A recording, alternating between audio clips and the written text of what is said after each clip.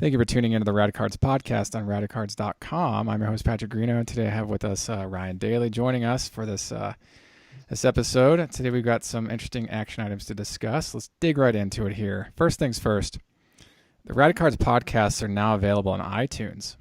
Your link backs directly on Radicards.com. You can also search for us right into iTunes as well.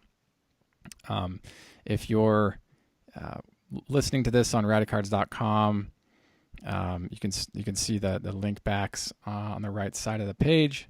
And if you're on YouTube, probably the link's something below in the description. So you can go straight to our iTunes podcast listing. And really excited about that move forward. Anyway, so yeah, definitely listen to us there or listen to us on YouTube or on the site, radicards.com. Thank you for tuning in. First things first on the agenda here, digging right into baseball news. Let's talk about Vlad Guerrero Jr. So Vlad Guerrero Jr., obviously widely considered the top prospect in baseball, the son of a recently inducted Hall of Famer, Vlad Guerrero Sr. So he's been promoted from Double-A to the Triple-A Buffalo system with the Toronto Blue Jays. And Blue Jays fans and baseball fans alike are getting very excited because obviously AAA is the next step towards, your big league debut. Guerrero happens to play third base primarily, and Josh Donaldson is the current starting third baseman for the Blue Jays. But if you follow Josh Donaldson at all, you know that he's an amazing player, but he's kind of injury prone. He's currently on the disabled list. So I think what most likely is going to happen is Guerrero is going to get a shot at the majors this year at some point. When that's going to happen, I can't say. But given Donaldson's injury history this year and in past years, I wouldn't be surprised if Guerrero gets a call up, mid-August, towards the end of the season at some point. So everyone's really excited because he's an amazing talent. He's supposed to be this incredible offensive power, and obviously he's got amazing pedigree with his father, who was one of the most exciting players to watch during his tenure. So I'm excited to see him. I don't own any of his cards, but I do know that his cards have been extremely popular. They're doing really well on the market. So yeah, it's just an exciting development in this young guy's career. Yeah, that's nice to hear. I'm glad that, we talked about this previously, that a lot of the guys that we grew up with collecting, their kids are now becoming professionals.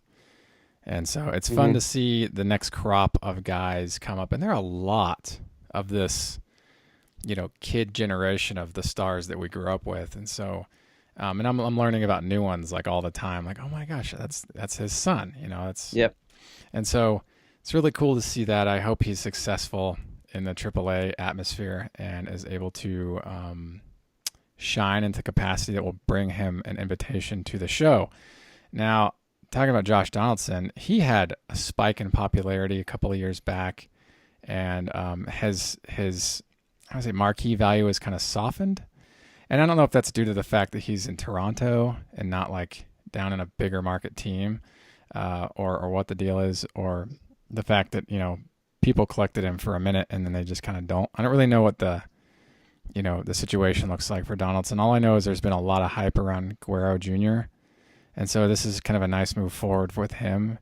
And I look forward to seeing how he performs in the future. It's kind of fun to watch this guy's progression as he trails through the minor league system.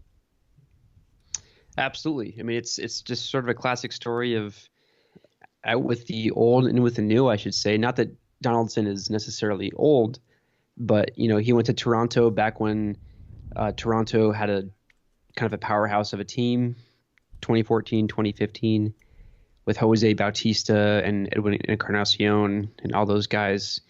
And they made a playoff run. They made a couple playoff runs, and they were close to the World Series.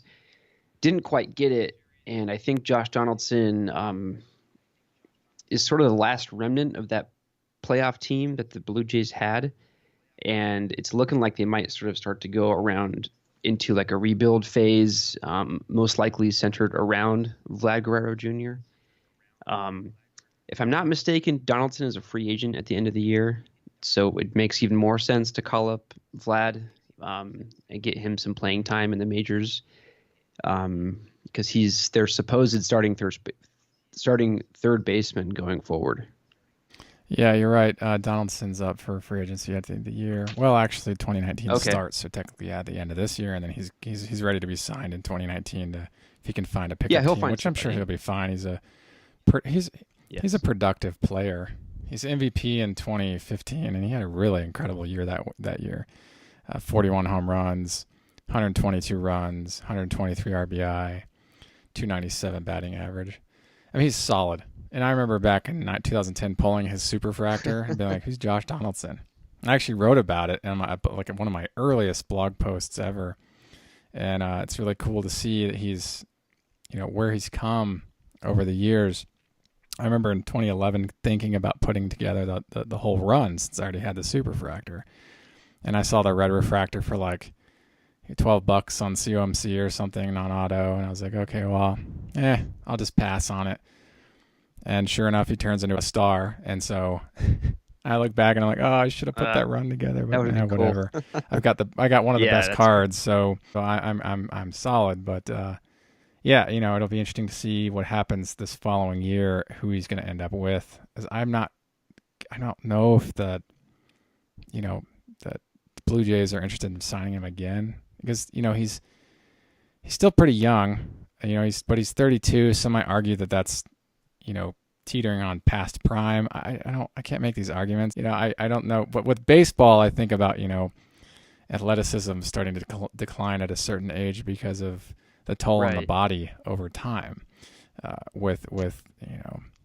mean, pro team Well, sports, so the they're pretty classic move gnarly. here, I think, So for a team maybe looking to sign Josh Donaldson in 2019, since he is sort of injury prone, take him off the field, have him DH if he can sign with an American League team, which I think would be great because he's an amazing hitter. That's what he's really known for, I think, is his offensive production.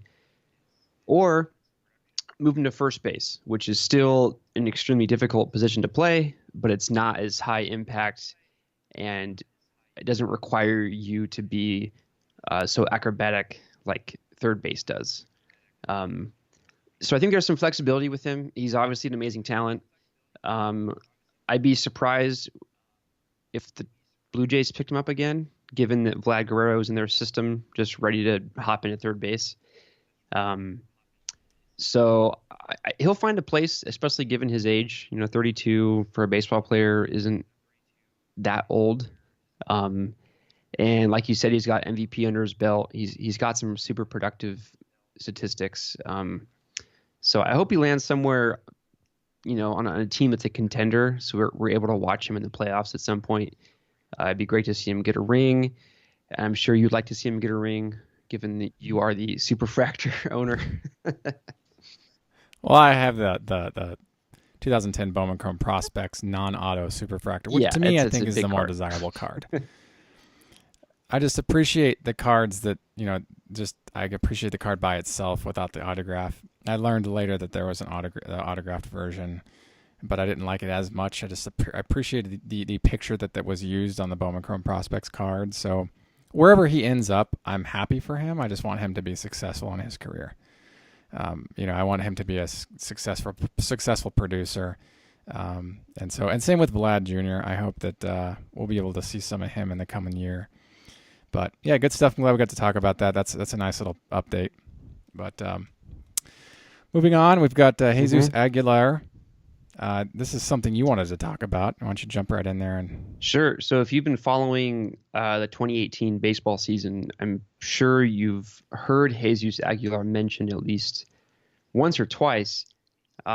He's currently playing for the Brewers, which have sort of been, I don't want to say a Cinderella story because they did make a lot of offseason signings and they have been aggressive with their talent acquisition. But they still have a small payroll and they're a small market team and they're very successful so far this year. And one of the reasons is because of Jesus Aguilar. And this guy, I believe he was drafted in 2007 and he just sort of floated around the minors in the Cleveland system for almost 10 years before he was designated for free agency. And the Brewers picked him up basically for nothing. And he's been like one of their most productive offensive players on the team. And it's really fun to see guys like that who sort of came out of obscurity and they're on a contending team and they're a starter and they're succeeding. And the other interesting thing about this from a hobby perspective, if you look at his cards on eBay, I think he's got 2 or 3 different cards from different years that all have the RC logo on them. So he's made like his rookie debut, quote unquote, a few times now. And I think 2018 is like his first legit season. And I'm happy to see him succeed. I don't really know like what card you'd want to get for him. I think there was one in 2014 of him that is desirable. But regardless, amazing talent to watch. I think if you're a Brewers fan, you're super stoked on this guy. And if you haven't heard of him or if you haven't been watching the Brewers this season, definitely check him out and check out that team because they're really fun to watch. Yeah, it's interesting. I'm looking at his completed solds right now, and it is strange to see the RC logo on a player's card. And the gap years. between those years is kind of significant. It's one thing to see. Right. We got 2014, and then you got 2017. It's one thing to see like a 1 or 2 year gap, but to see a 3 or 4 year gap in the RC logo appearing on both those cards, it's a little odd. And the whole RC logo is like a entirely other topic of discussion, but of course. So he's also found in some 2012 product as well, but of course these are pre-rookie card stuff. I mean, these are conversations not everybody's going to agree with because they think like no matter what card it is, as long as it's the first appearance on a major league, a licensed card, that's the player's official rookie card. In a lot of ways, that's true. Yeah. A rookie year card, that's a completely other conversation. That's their first appearance playing in professional baseball as a team member on the team that they've signed with and they're shown in their, their actual major league uniform. Mm-hmm. Anything before that, they're shown in some minor league attire and whatever else. And so, the rookie card, the RC symbol is generally designated specifically for that rookie year. When the player comes on the scene that year, that's the cards that are produced after his first appearance. There's a number of games that are required for them to have the rookie designation, and so then you see the RC logo once they've completed that number of games, and those would be rookie year cards, still significant, but not their first appearance on licensed cardboard, right? Right. So for this gentleman, if you wanted to go for some of his earlier stuff, 2012 Leaf, he's got some interesting pieces there leading up to 2017. Looks like the market's still pretty soft right now, with a lot of it being under $100, and just a small amount of it, just cusping the 3-figure mark, but not by much. And so still very affordable, under the radar, as you were saying. And so maybe the market will catch on down the line if he continues to produce. But this is a nice thing to talk about, guys that they're kind of like behind the scenes. They're like producing, but the market hasn't picked up on it. The hobby hasn't picked up on it yet. I mean, I'm looking at these comps and I'm thinking, geez, not a lot has sold. I'm looking at 334 listings that have sold, and a lot of them are like, offers that have been accepted, bins straight out. Auction style listings exist. Looks like there's some market for it, but it's, he doesn't have a Bowman Chrome Auto yet or anything like that, at least not to my understanding. I think that if he did, they'd probably be sitting up here in the top sales, right? So definitely. But that 2012 Leaf Valiant that looks like those Crusades, it's like modeled after the Crusade design. That stuff is pretty interesting, and he's in there. And I remember when that came out, I actually tried to get a full run of one player that never panned out, Travis Witherspoon. He was signed with the Angels, but we never heard much of him. which I ended up actually selling those cards because I kind of lost interest in the run. But I think those cards are really interesting. They're very cool, and they mimic that 98 Donner's Crusade design. Yeah, they're really cool. So I have a couple really cool. Archie Bradley from that year. Mm-hmm. He's panned out better than Witherspoon has, but he's not a superstar. So right. They're just sort of sitting in a box somewhere. But yeah, definitely a cool product. And I don't really know what accounts for the slow market with Jesus Aguilar. I think it's just a lack of product out there. And despite the Brewers' success, it's still a small market team. And I think that if you're just sort of casually following the hobby and you're casually following the 2018 baseball season, you might not be aware of this guy, but you should be. Yeah, going back to the RC logo, I'm seeing here he's in the it's kind of interesting. You'll find the RC logo, like you were saying, on a couple of different years of product with him. That's so strange. It's very strange to me to see that. Cool though. I like that. That's interesting. I can't think of another situation in which this exists for another player. There is, you might remember Lou Piniella. Yes. So he actually has a 64 Topps card, a 68 Topps card, and a 69 Topps card, all of which feature him as a rookie. He's a rookie. They're rookie cards. But his legitimate rookie card is 64 Topps. The other two being, they're rookie cards, but they're not his rookie year cards. I always thought that was cool. A long time ago, I wrote a blog post about this very topic. Lou Piniella 3 rookie cards. This kind of reminds me of Lou Piniella's situation. That Jesus Aguilar is featured on various products from different years, all showcasing him in rookie card status in some form. So good stuff. I'm glad we got to talk about that too. That was a good one. I think this is a good observation for him. I'm not sure if I'll be picking up much of him or not, but this is good information to know, and maybe the listeners might, I don't know, look into what's available for him. Yeah, definitely. Seems like there's going to be a lot of. It seems to me like if he's a producer, we'll see more cards featuring him because, like you were saying, there's really not a lot of options. Some stuff from 2012 Leaf, there's some stuff from 2017 Topps. Give or take a couple other things, it's pretty much it. And so. Very, very soft on market availability. Right. Cool, man. Well, geez, those are some strong baseball updates. Let's switch gears here for a minute. If any of you guys have been following the hot dog eating contest ever, 2018 hot dog eating contest happened recently, and Joey Chestnut won. It's his 11th time winning this contest. And he actually ate 74 hot dogs in 10 minutes, surpassing his previous record of 72 hot dogs. Oh my God. minutes.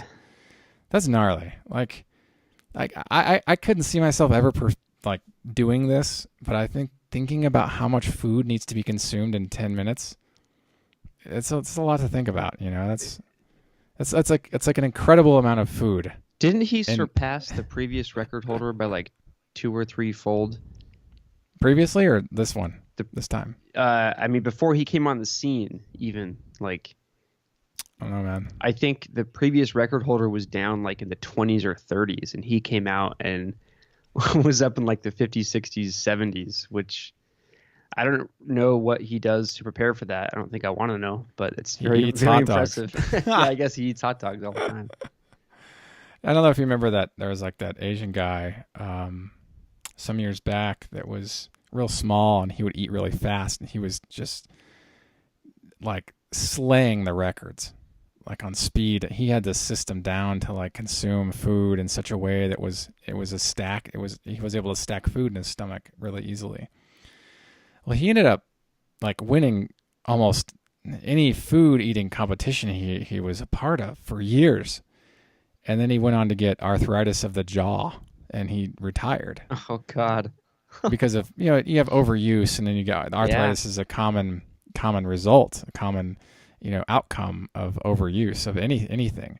And so he ended up getting that, and he retired. Now, I wonder if when I read about Joey Chestnut, I was like, I wonder if he going up against the Asian guy, who would win, because I was watching Asian guy eat back in the day, and I was like, man, That guy consumes so fast. I can't even imagine like trying to out consume food. Just watching him was really incredible. Just incredible.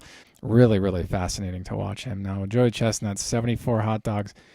I didn't watch this, but I thought it'd be kind of fun to see the human form consume this amount of food in this amount of time. It's incredible. Does he have any trading cards? Is he in Tops? Is he in Tops now? Tops Living? That's a good question. I don't know. You have your computer in front of you. Go ahead and look it up. I don't think I want that in my search history. But good for him. Good for Joey Chestnut winning the 2018 hot dog eating contest, making his 11th time as the winner. Maybe we'll see him again, surpassing his hot dog challenge again. So I guess, you'd think that like if you're exceptionally proficient at something that requires a degree of physical exertion, that over time your body would become slower at producing a trial and whatever Right. that is. But he surpassed already, which means he was faster. If he comes back, he's going to have to be faster yet again. I mean, there's going to be like a threshold. There's got to be. He can't eat any more in 10 minutes. Like that is the human max possible to consume in 10 minutes. Eventually he'll reach that place. See, in bowling, you can only get the highest number of pins, like the top score. You can't go past that. Get strikes every time the whole game, and that's the end. You can't go past that number. That's the threshold. So in hot dogs, you eventually will consume as many as possibly consumable in 10 minutes, and then that will be the end of it. It's kind of like we talked about, like, it kind of reminds me of Andre the Giant always winning, and people are just like, he wins every time, why go watch it? Like, Joey Chestnut will get to a place where he'll consume at the very peak maximum possible consumption rate, and then the market will lose interest because they expect him to get to that rate. I think about this is kind of interesting, sort of a side kind of dialogue thing, but good for him. Glad he won. That's kind of fun. I didn't watch this. I kind of read and heard about this like a couple of days after, because I don't really follow hot dog eating contests. Oh, you don't?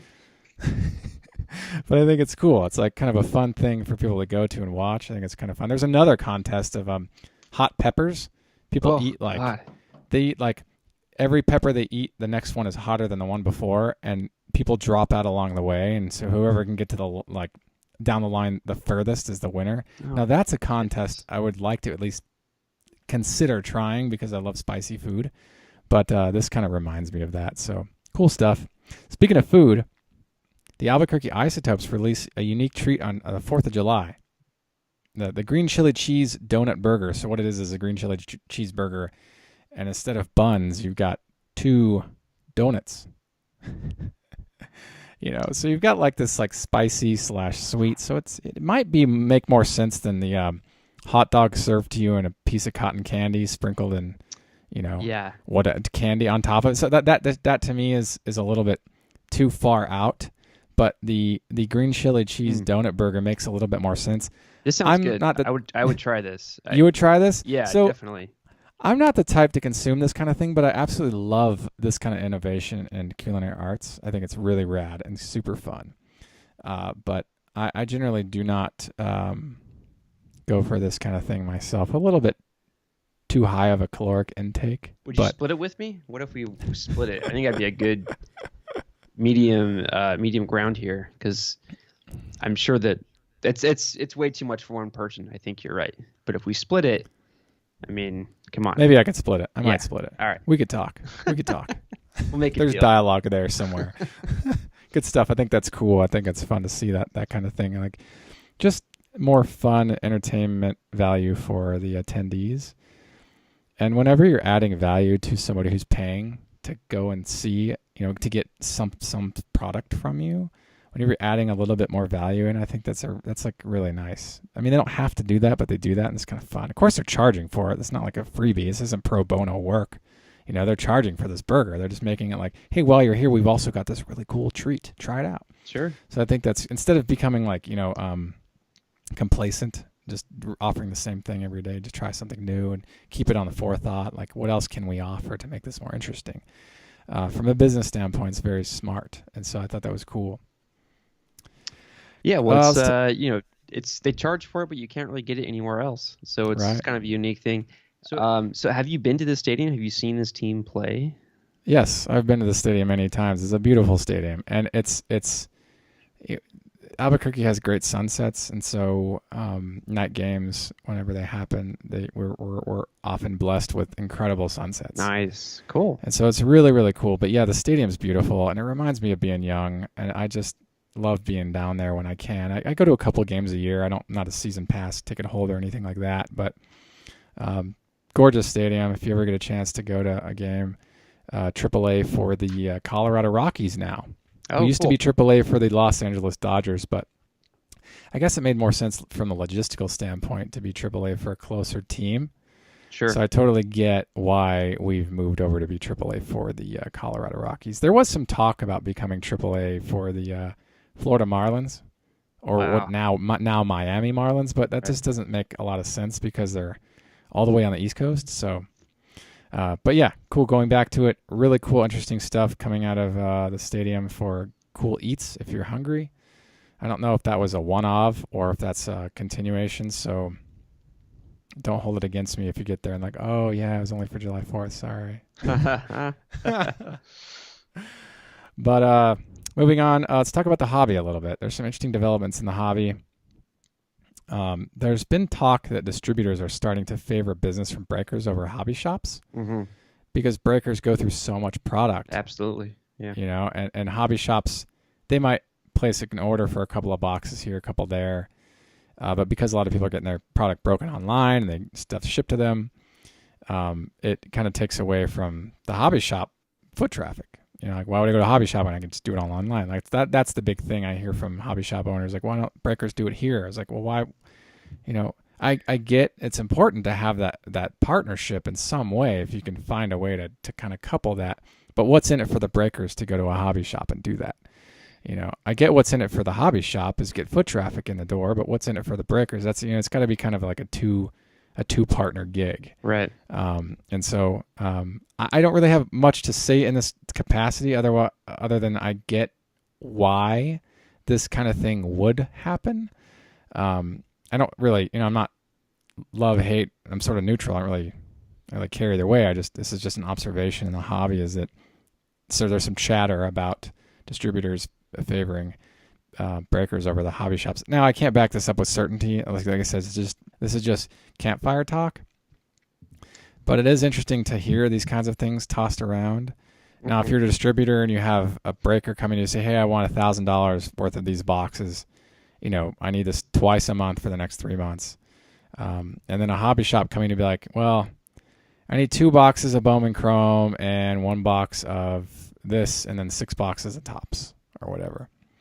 And Sure. that's all they get the whole year, and then when it's sold out, they may or may not, produce. See, as from a business standpoint, if I was a distributor, I wouldn't care what you are as a hobby shop or a box breaker. I'd be serving my customers. If you got cash and you want to spend it and I've got product you want to buy, I'm going to ship to you. Mm-hmm. I wouldn't favor any one over the other myself as a distributor. If I were a distributor, I'd be like, yeah, dude, Yeah, I'm not going to discount that.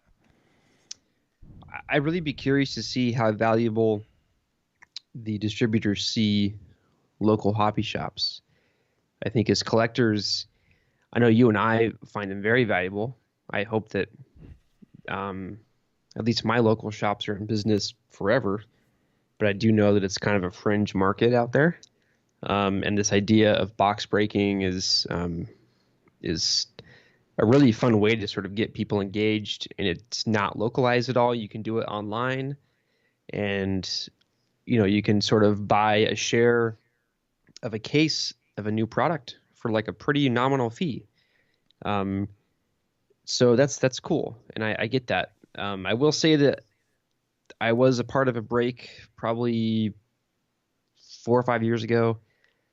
It was okay, like it wasn't that fun. It was all online, and I chose one team, and I would have much preferred to have experienced something like that in person at a local hobby store with local collectors. Right. So I don't know. I can sort of see both ways on this. But I think if hobby shops, maybe if they were to, if they could find some capital to sponsor breaking events at their stores, that would Right. be kind of cool. I know Yeah. that would get me to my local hobby shop a little more if they had, a small fee and you can come be a part of this big case break or this big box break for the new product. Like I would go do that just to be there live and see, maybe if I didn't pull the big card from the team that I bought, maybe the guy standing next to me, he got like the big card, and that'd be cool to see in person. Um, I'm but I so I'm do, all about that. yeah, exactly.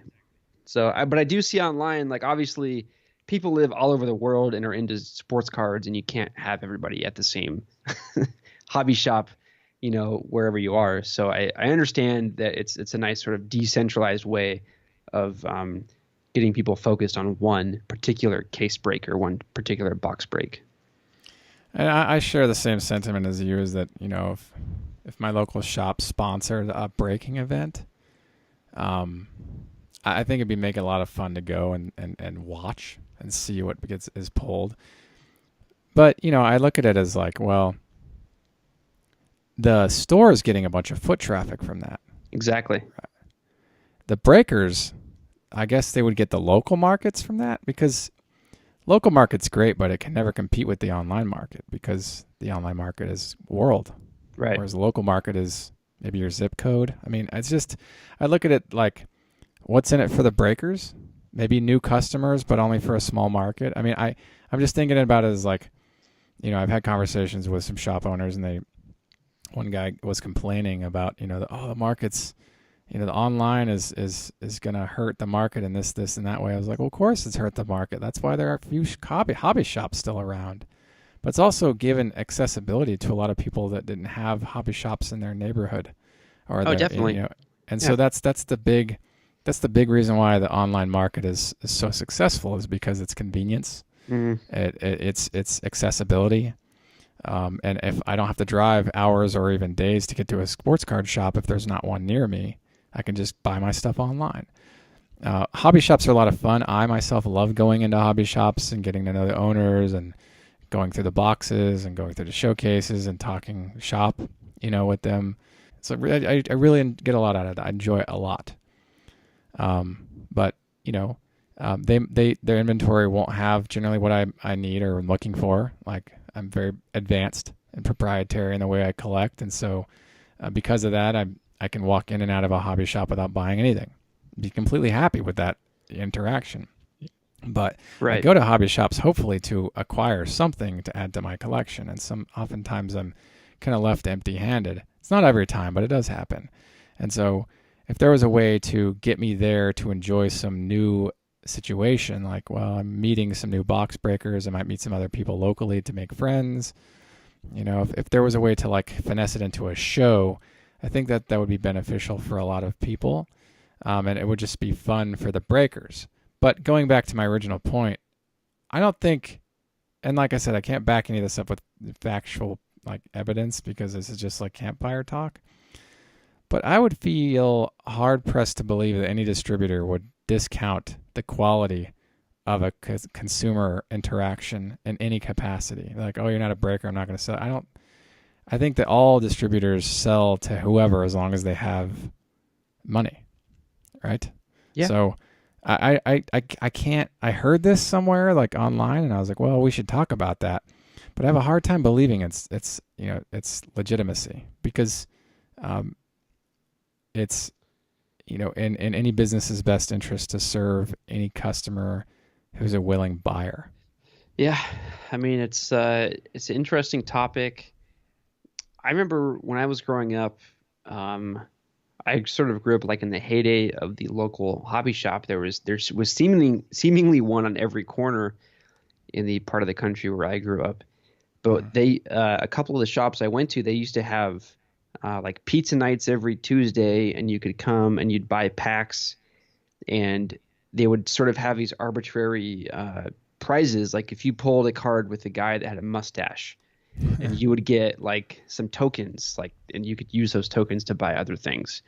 That's smart. And so yeah, it's just a simple little thing to get your customers engaged. And I could see, if the local hobby shops wanted to take ownership of this breaking situation, do something like that. Just sort of have people in your shop one night, maybe after hours, and just sort of, break a case of the new product. And I mean, you could do it a million different ways, but I feel like that both the breakers and the hobby shop owners can both sort of benefit from this situation. So I'll be interesting to see how it shakes out. I think it's a good partnership to have breakers and hobby shop owners. I think it should be part of that marketing mix for the breakers. I mean, not the bread and butter. It should just be like in addition to what they already do online. Yeah. Do a breaking event in a shop locally at a couple times a year or whatever. And I think that those kinds of interactions I think are very healthy for the hobby and for customer relationship management. Like learning who your customers are and getting to know them more in person from a more impersonal person standpoint. So I think that's a really good thing to have. But that's a good talking point. Certainly a good one. Good stuff, man. Moving on, friend and former now Jose Canseco super collector Tanner Jones retires from the hobby. So he essentially makes peace with himself and just decides to sell his collection. And I interviewed him on an episode of Radicards TV. You can actually go to radicards.com or YouTube and watch this. But yeah, he and I talked it out for over an hour, and we just talked about the hobby. And yeah, episode 190. And we talked for over an hour, and we talked just about collecting and cards that are hard to find. And it was just a good, solid discussion, great conversation. And I said to him, no matter what happens, I respect your decision to do what you need to do is best for you, because, like I said, we're kind of all doing this together and on Earth. Like, we're just doing it our own individual, unique way that is best for us. There's no wrong answer. There's just whatever is best for you. Just follow whatever you think you need to do and go that route. And try to make the best unbiased moves in your life that are only for you. And if it means selling your collection or doing something else with your time and money, then by all means you should do that. Yeah. And so I completely respected Tanner, but he was actually pretty legendary, because he hit the ground pretty hard for years, like 3 years solid, and was really great at social marketing. I always respected him for that. And we talked about that on our video together. And I just really liked his passion for the hobby. And I think, he's still going to be around. He's just not collecting Jose Canseco anymore. And I'm sure the other Jose Canseco collectors are like, phew, now we can go back to collecting Jose Canseco again, because he was pretty, he was on a pursuit to get as many as he could. And he was really it was fun to watch the stuff he would acquire. And so I actually bought a card from his collection that I'll be probably writing about in a future blog post. But Tanner Jones retires from the hobby in the sense that he's not collecting Jose Canseco anymore. He's still going to be in and around the hobby. We will see him doing other things. Whenever I thought of player collectors, just from guys that I've met in person at shows or through forums or through social media, Tanner was definitely a heavy hitter in the hobby. Yeah. And his collection is just incredible. So I actually reached out to him when I found out that he was, quote unquote, retiring, about one card that I was interested in. And he emailed me right back, and we had a nice interaction. The price, we couldn't really agree on a price, so maybe in the future I'll buy that card from him.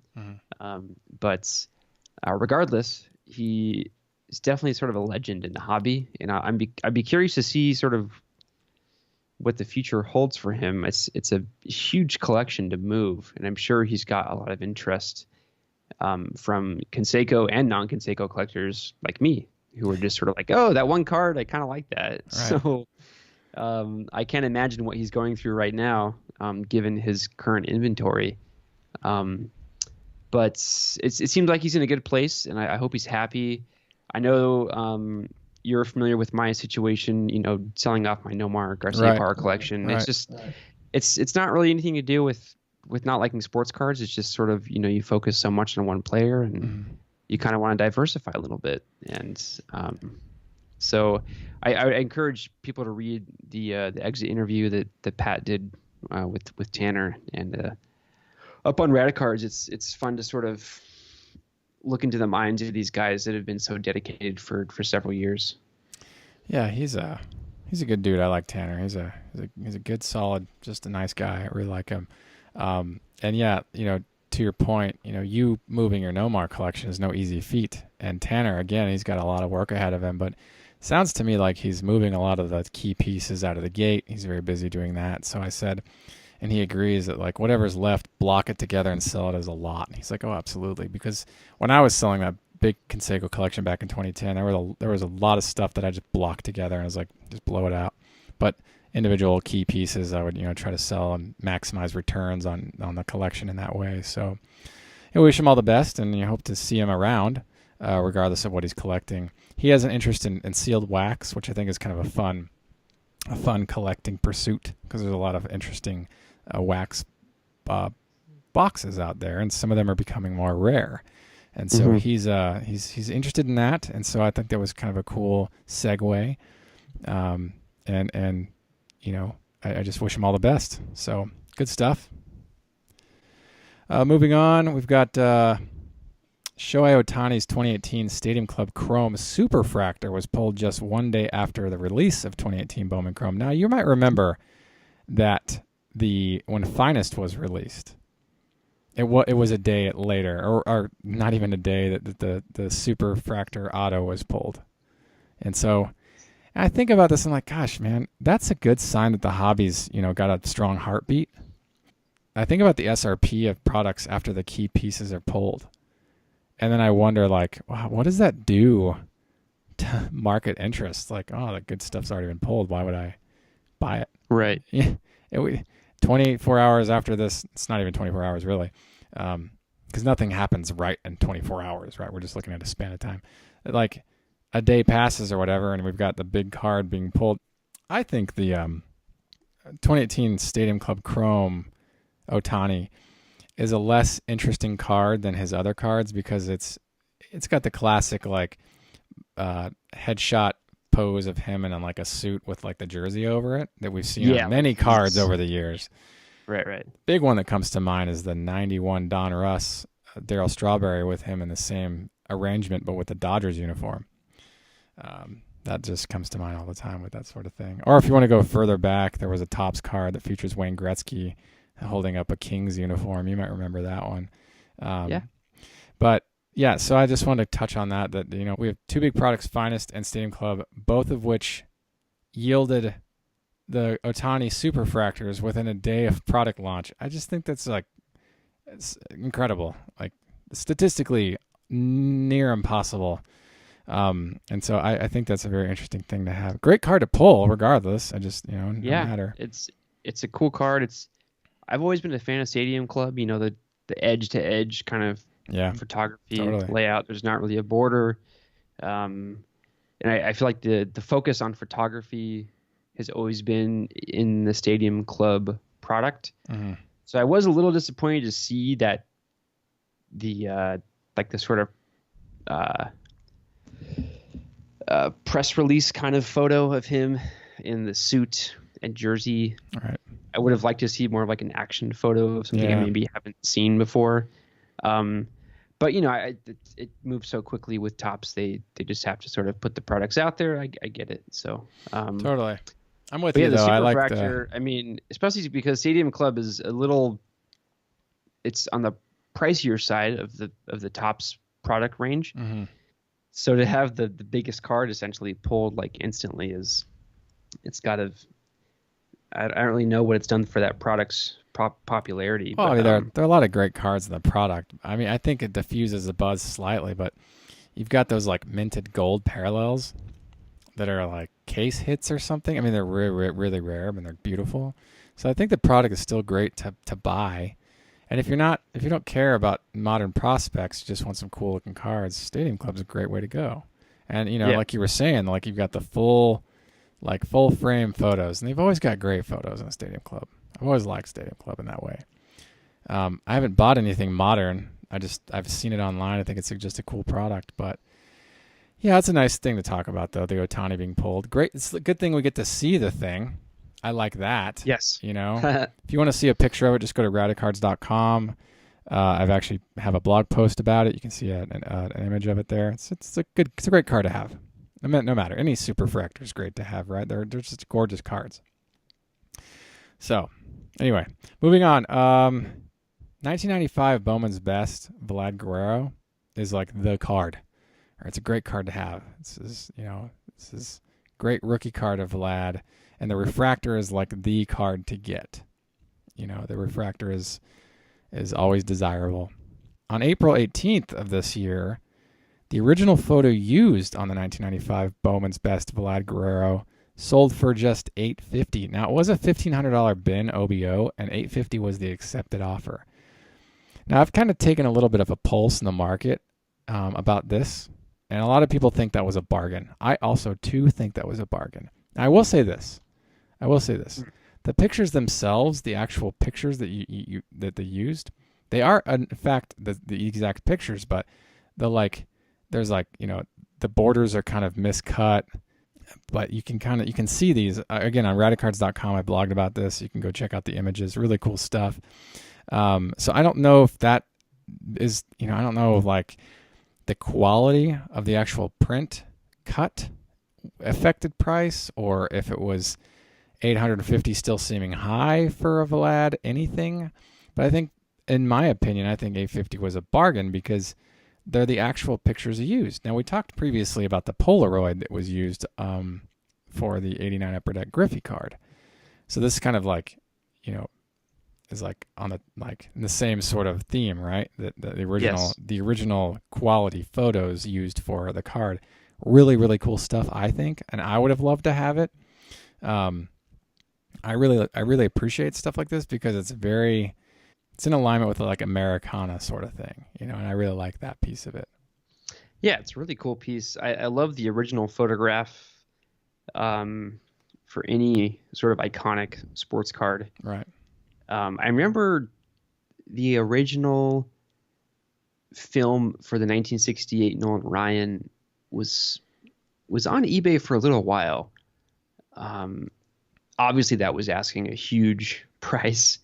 But regardless, it's within the same theme, and it's really cool to see this stuff surface. Mm-hmm.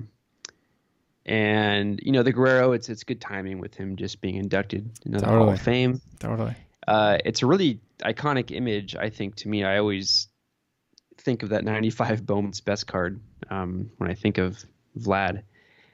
So I hope that it went to a good home. I hope no one's going to try and flip it or do anything funky with it. I hope it's going to be in a nice collection. I would love to see more stuff like this surface. Although that being said, I don't really search for this stuff on a daily basis, but right. It is really fun, and I'm glad that we're able to talk about it. I'm glad we were able to see it. Yes. It actually surfaced. We got to see this thing. That to me is once in a lifetime sort of arrangement, right? So I had to chronicle it on the blog because I just want to keep a record of it. That if I want to go back and see this thing, I can. This is the true sense of a one of one, right? This is the photo used on the 1995 Bowman's Best Vladimir Guerrero rookie card, the front and the back, not just the front, the front and the back, and I think that's so rad. Granted, the 89 Upper Deck didn't have a back photo for Griffey because it was a rookie subset card. And so you'll just have the front, which is why they only had one picture, whereas here, Bowman's Best has the headshot on the back of the card. And so I really like that. Mm-hmm. I love this kind of thing, too. I'm a big fan of this sort of these kinds of pieces that surface. So I was real pleased to be able to come across this. And I know this is kind of a dated news because it's sold in April, but I just came across this recently doing just my daily research. So really, really cool stuff that sold. Just $850 for the two original photos used on the Vlad Guerrero 1995 Bowman's Best rookie card. Good stuff. Ryan, you have any final thoughts? You know, no final thoughts at the moment, although I will say I'm looking forward to the All-Star game and the All-Star break and all of the festivities that come with that. And just for the listeners, I think that we're going to have a really good podcast post All-Star game because there's going to be a lot of things to talk about. Yeah. Be sure to tune into the Radicards podcast on radicards.com and listen to us on iTunes. You can check us on YouTube. And I really appreciate you tuning in. Thank you, Ryan, for being a guest on the podcast. Really appreciate that. Thanks for having me. Of course, anytime. Thank you for tuning in to Radicards podcast on radicards.com. And until next time, enjoy collecting. If you like this content, please subscribe. Thank you. Enjoy collecting.